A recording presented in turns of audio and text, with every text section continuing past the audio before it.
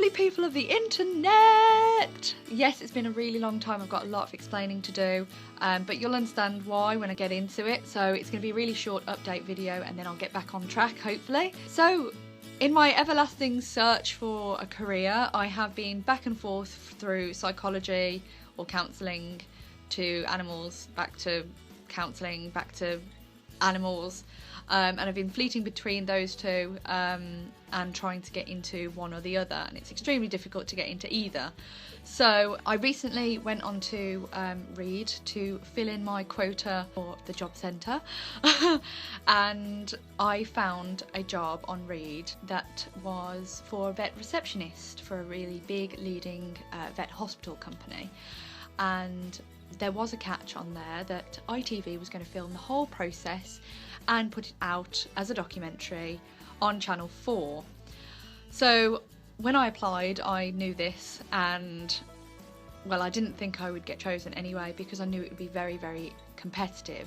So I just applied for it anyway, rewrote my CV, and I got a call back. I was then chosen for an interview and had to go down to London to be filmed for a pre-chat, and the whole interview process was filmed. And thirdly, they came to my house and filmed my general life back at home, and it was extremely stressful, as you can imagine. Not many people would ever put themselves through TV to do an interview, even for a job that's not even guaranteed at the end of it. So it was extremely stressful. I'll never do it again, but I'll never have another experience like it. I'm glad I did it in the end. So anyway, when they came to my home to film my daily life, they also were filming on the same day my reaction to the phone call telling me whether I got the job or not. So that was great. Not. I eventually got the phone call and was told I didn't get the job. So the lady did call me back when all the cameras had gone home and told me that I was very, very, very close second.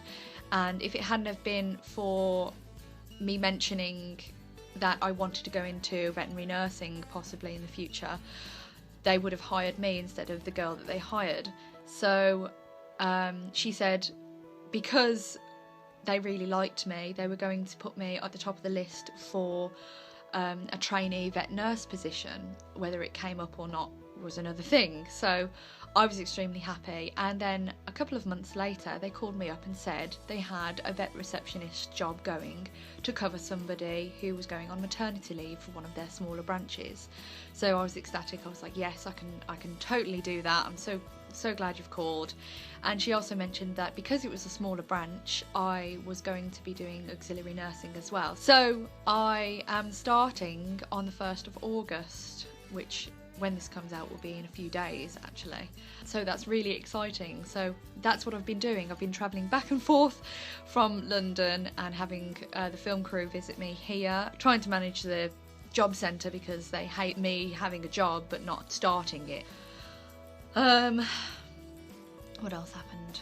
Also, I've been training for karate for a long time now. My partner actually has his own dojo that he does his class at, so I'm sort of grading with him, trying to become a sensei to help him out with the class because it's expanding more and more and more. And lastly, I wanted to get back into horses, so I went on to a website and had a look to see if there was any people that wanted their horse to be ridden or exercised or anything like that, free of charge or whatever, and if they were close in my area. So I got in touch with a man who had 2 Lipizzanas and 1 Andalusian, and he wanted them all exercised. So by the time I'd got there, he'd already got 2 people exercising his Lipizzanas, so I was in charge of the Andalusian.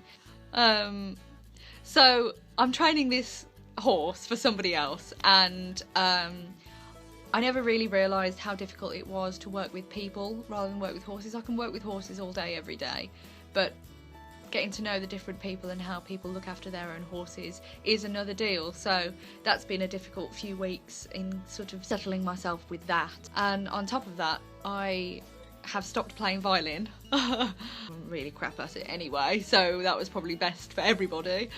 And I think that's about it, I think. So hopefully I'll get back into the normal regime of trying to get some videos out on a regular basis, which never usually happens because I'm really unreliable and kind of a bit scatty.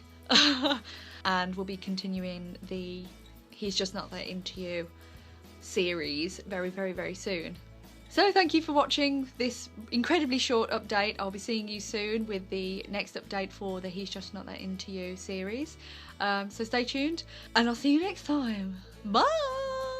For the He's Just Not That Into You episode of the next part of the next thing.